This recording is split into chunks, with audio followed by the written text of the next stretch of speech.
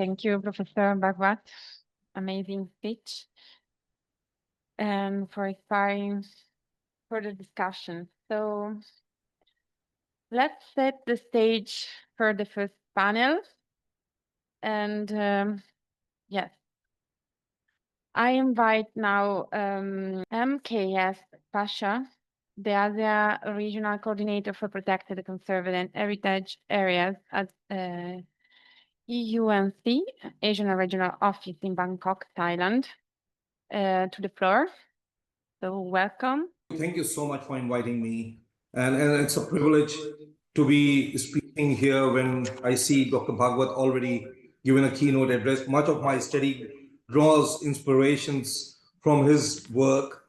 And I will try my best to really reflect some of those things, how looking at the dynamics of the conservation and area-based conservation, how we could really leverage this work and mainstream that work into today's global framework of KMGBF, especially looking at 30 by 30. So I will just try to share my screen.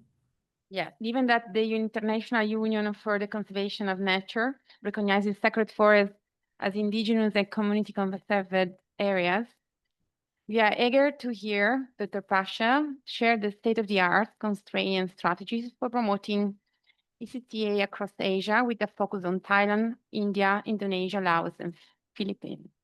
Thank you. Thank you once again, and good afternoon, good morning, good evening to the people who have joined in online. And it's a really pleasure to be here to share insights on a theme that sits at the intersection of the nature, culture, and belief. And we heard Dr. Bhagwat just now talking about the sacred landscapes and their importance in terms of the multidimensional spaces related to space and time. And across Asia, sacred groves, temples, forests, mountain shrines, and monastery woodlands have quietly safeguarded biodiversity for centuries. And my journey through the South and the Southeast Asia over the past 2 decades, from the Western Ghats to the Northeast India and into Indo-Burma, to the lime-karst forest of the Lao and temple landscapes of northern Thailand, have really shown me how deeply conservation is woven into culture and spirituality. And many of you who have been living in these landscapes and have had the opportunity in visiting these landscapes, you already know that how much of the biodiversity also is being conserved beyond protected areas because of this spiritual belief and the culture which exists in these areas. Also looking at the sacred natural sites, which I'm going to be focusing on today, are among the humanity's oldest conservation systems. Much before we would have thought about designing our protected areas and conserved areas, they already existed and defined as the areas of land or water with special spiritual significance. They can be anything from a single sacred tree to entire landscapes surrounding temples or monasteries. And we have just seen in the presentation and a keynote address some of these examples very clearly explained and vividly shared by Dr. Bhagwat. These places are living bridges connecting nature, heritage, and belief systems, and they remind us that long before the idea of protected area existed, communities were already conserving nature through faith. Globally, more than 200, possibly 200,000 sacred natural sites. And India alone is estimated to have more than 100,000 plus sacred groves, one of the densest network of community conserved areas in the world. And from the sacred areas of the national parks in Australia to Ethiopia's we saw church forest, to Kenya's Kaya groves, to Japan's Shinto temple woodlands, which we would be hearing. These are some of the examples how belief has protected biodiversity. Sacred landscapes are in essence humanity's first protected areas, as I just mentioned, and perhaps the most enduring ones. Also looking at the regional significance in Asia for these and the global significance in South Asia and Southeast Asia, sacred sites are everywhere, yet they often remain invisible in official conversation frameworks, and especially when we are having conversations about area-based conservation, biodiversity, and talking about species and spaces, and also contributions towards now in the present times to the target 3 and the vision of 30 by 30, which is to conserve the planet's 30% of terrestrial freshwater and marine and coastal ecosystems. In India, sacred groves still harbor endemic species. You can find some of the rarest and critically endangered turtles. In Nepal, the Khumbu region, monastic forest from natural sanctuaries. In Indonesia and Philippines, community protected sacred forest anchor local water systems and some of the other ecosystem services. In Japan and China, the sacred hills and the temple groves often represent the only remaining natural forest in urbanized landscapes. And also looking at these examples, how that the belief conservation complements and sometimes outperforms formal protection. Also looking at some of the key elements within the UN Declaration on the Rights of Indigenous People of relevance to the sacred natural sites. These are some of the articles which are directly from the United Nations Declaration, which are noteworthy here and directly related to the subject. I have also mentioned some of these sites which I mentioned in Bangladesh, India, Nepal, Indonesia, and Japan. These countries have got some national laws and policies. Many countries in our region already have legal policy hooks for recognizing sacred sites. The Philippines Indigenous Peoples Right Act and the Indonesia's recognition of hutan adat or customary forests. And then you have in Thailand's community forest framework and Vietnam's law on the cultural heritage all provide entry points for mainstreaming these into the main conservation. Also looking at the regional mechanisms like the ASEAN Declaration on the Cultural Heritage and the global framework like the CBD's OECMs, which I will just come in a moment, now offer a chance to connect these spiritual conservation spaces to global biodiversity goals. Looking at some of the enabling global policies, the CBD, IUCN, and UNESCO have each contributed to advancing this agenda, and I have just mentioned a few of those already, from the Akwe on the Corn guidelines to IUCN Sacred Natural Sites guidelines and UNESCO's cultural landscape frameworks. There is a growing recognition that culture and nature are inseparable. And this was also very well demonstrated in the keynote address by Dr. Bhagwat. Recent IUCN CBD tools now allow countries to identify sacred sites as what we are terming in the modern times now as other effective area-based conservation measures or OECMs. And if they demonstrably conserve biodiversity, that's something which we would be very exciting frontier to take it forward. Looking at some of these works, in India, the sacred groves documented by the Malhotra and the colleagues in their study in 2007 shows how faith-based stewardship ensures watershed protection, microclimate regulation, and resilience. But we also see the erosion of the traditional practices, encroachment, and weakening of intergenerational transmission. And how do we conserve that? And this is why policy recognition, community empowerment, and integration into biodiversity registers are critical. And therefore, basically doing the national inventories and intangible heritage list and customary tenure mapping and participatory land records, they become very important. Also, The studies conducted by Pandey et al. In 2023, which I will just share in a moment, remind us that the sacred natural sites are key to achieving the Kunming-Montreal Global Biodiversity Framework, especially Target 3.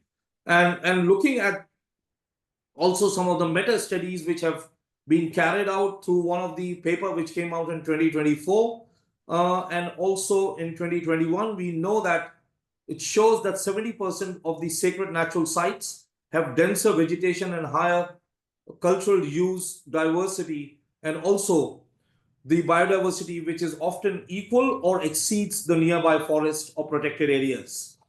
So they are equally very important in terms of the conservation. The study by Mr. Bhagwat and Rute in 2006 very clearly demonstrated that the natural sites are among the oldest form of the habitat protection globally, especially in India and Africa, and we just heard from him. They also demonstrate that the sacred groves often harbor more species richness, as he was showing an example within the church area of Ethiopia, and rare endemic taxa also at times in Western Ghats, some of those areas in the northeast, we can find that. Positioning also the sacred natural sites as micro reserves and critical for biodiversity in fragment landscapes is very important.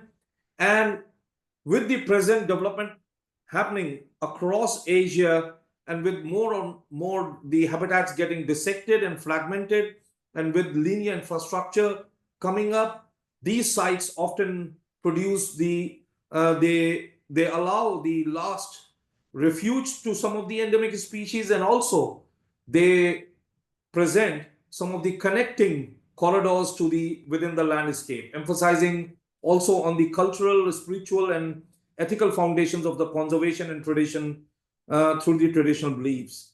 How do we really integrate them into the OECMs? We will just talk about those. And I have just mentioned about this study a while ago and shared with you with the Malhotra et al. In 2007, which is also talking about the importance of the ecological systems and the dimensions and ecosystem services. Looking at the Pandey et al., which I mentioned on the ecological and socio-cultural role of the sacred natural sites, and also advocates the mainstreaming of these sites into national and subnational conservation planning as OECMs. So this is one of the studies in the recent time which has started to draw the dots and connecting dots to the landscape level through the Target 3 and 30 by 30 vision. And looking at these studies, we can definitely try to look at some of those ecological and biodiversity and other dimensions. Also, before I move ahead on to coming to the OECMs in specific, looking at one of the initiatives which is presently being implemented across this region is under the GEF 8 is the Asia Pacific Forest Integrated IP, and it is also being implemented in parallel to Amazon and the Congo. And it has a huge relevance and also significance in terms of basically providing the safeguard to these sacred sites and also mainstreaming them into the conservation, area-based conservation when we talk about. In terms of the expansion of the sites, looking at the mitigation to the threats to the primary tropical forest ecosystems, also providing the opportunities and connection with the livelihood and the governance, and also restoration when it comes to protected areas creation and OECMs, looking at some of those recognition. So Target 3, just coming to the Target 3 today and talking about this, we know that in Target 3, as I explained, that it is for the importance of the biodiversity ecosystem functions and services, and effectively conserved and managed through ecologically representative and well-connected and equitable governance systems of protected areas and other effective area-based conservation measures. The important thing in this definition is the last bit, which we should see, and where it talks about the recognizing indigenous and traditional territories where applicable, and respecting the rights of indigenous people and local communities. And this is very much closely connected to today's topic, which we are discussing on the sacred natural sites and the sacred forests. Also, within the target 3, beyond protected areas, it talks about OECMs. And often when you hear about OECMs, largely people lay emphasis on the first part of the definition, which is geographically defined area other than protected area, which is governed and managed in ways that achieve positive, sustained, long-term outcomes for in situ conservation of biodiversity. That's where most of the people stop, and you will see cited the half part of the definition. But I would like to emphasize that today, and also otherwise, that if we have to really achieve the target on 30 by 30, it is areas like these, the sacred natural forest and the natural sites, which are relevant to this, because the second half of the definition really talks about the very heart of the OECMs and where the large opportunity lies. It talks about ecosystem functions and services, and where applicable, cultural, spiritual, socio-economic, and other locally relevant values. Given that the areas outside protected areas, more than those landscapes and the land tenure systems, 30% or more is within the control of indigenous people and local communities. And within those landscapes, whatever biodiversity is surviving today is not because they were intended for biodiversity conservation. It is because of their internal cultural and spiritual belief that these landscapes have existed. And because of that, the protected areas, which we call as the cornerstones of biological diversity, they have become only in a limited zone. And given the human-dominated landscapes, especially when it comes to Asia, there is a very little luxury that we can expand that. Now, how do we really advance towards that 30 by 30 is looking at multiple use beyond protected areas, which constitute about 55% of the protected and conserved areas on the land. So looking at the OECMs, how these sacred areas can be mainstreamed, and the difference between protected areas and OECMs is protected areas are created, they're gazetted. OECMs are not created, they are recognized. So as we are talking about recognizing sacred forest, we could be very well alleviating the status of the sacred forest and mainstreaming that by recognizing them as OECMs, as the areas and the spaces for species and the biodiversity for the long-term conservation, and also keeping intact the cultural and the spiritual beliefs which come along with it. And the other idea is also a series of these sites could also become as the heritage sites for us to work along the concept of the World Heritage. So when you look at the World Heritage, there are a number of series sites. And the sacred sites, if we were to make a case, a strong case, these sacred landscapes, they could form a part of a series of the heritage landscapes, where contributing not only to the cultural, but also the biological diversity across the globe. And some of these multi-designated or internationally designated areas, how does the sacred natural sites come along with that? They form a part of that. They can contribute beyond the protected areas as one of the other entities which could be a part of the international designated areas. So not like the very Ramsar sites and the biosphere reserves, which many of the sites may overlap or they may encompass, be a part of these, but also as a standalone, they could be contributing to this, also managing this multi-designated or internationally designated areas across the landscape. Talking about the ASEAN and coming to an end, about the ASEAN heritage biodiversity and also the ASEAN heritage landscapes. In the Southeast Asia, the ASEAN heritage parks form the region's flagship protected area network, and many of those overlap with the sacred landscapes, where rituals, taboos, and spiritual practices shape the governance. And linking these two frameworks, the ASEAN heritage parks and these sacred natural sites could create a powerful model for biocultural stewardship across the region. And I will not go into the details, and the presentation would be available to you. But one of the other framework and the flagship knowledge product within IUCN is the IUCN Green List, which is an open framework of standards which are created for protected and conserved areas. And really, if you look at that framework of standard, it talks about good governance, sound design and planning, effective management, successful conservation outcomes, and also talking about the cross-cutting criteria on equity and rights and recognition. So how does it really be applicable to the sacred sites? They provide a framework to assess and strengthen the customary and spiritual governance systems and recognize them and mainstream them into the main area-based conservation. It also helps in mapping, zoning, and connectivity analysis of sacred sites by making those landscape connected and bringing in transboundary and the connectivity issues. And also looking at the natural and the cultural and ecosystem values and approach and reinforce the free, prior and informed consent and equitable benefit sharing, and looking at also the structural review and capacity building, which we have talked about, and documenting the traditional knowledge and integrating them into the national policies and integration systems. Also, IUCN has produced another knowledge product, which is the Sacred Natural Sites and the guidelines for the protected area managers, which are managing some of these sites within the protected area system.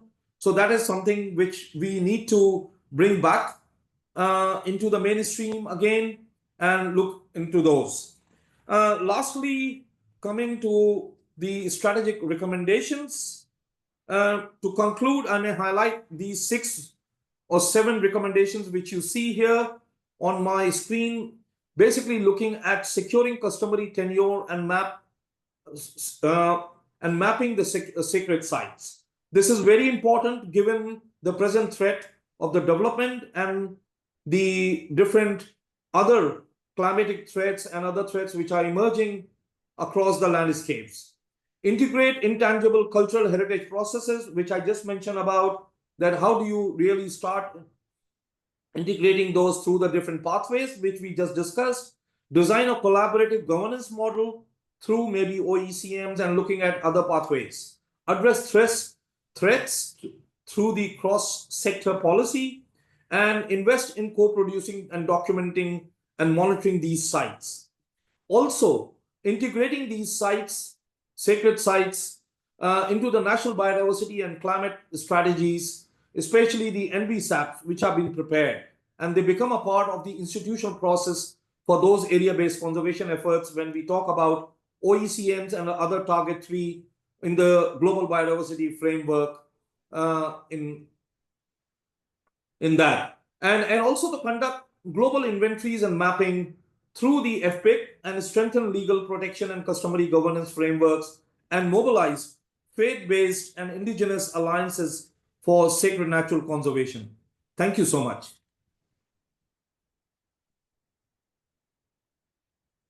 Thank you very much, the Pasha.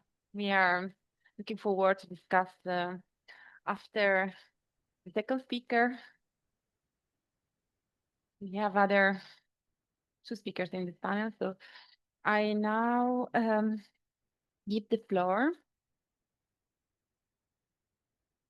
to the next speaker. We hear from Professor Rakansupa Kon of the Paganyao Association for Sustainable Development in Thailand. He will present a critical update on how ethnic community law and the new forest law passed in November 2024 have especially impacted the Paganyao people. So thank you so much for being here. And yes, Mr. Rakasupa Kon belongs to the Karen people in Thailand. He's the director of the Indigenous Knowledge and People Foundation. He has been a practitioner of social development among indigenous people for over 20 years, specializing in indigenous knowledge, natural resource management, and rotational farming in Thailand and Southeast Asia. Welcome, and thank you for being here.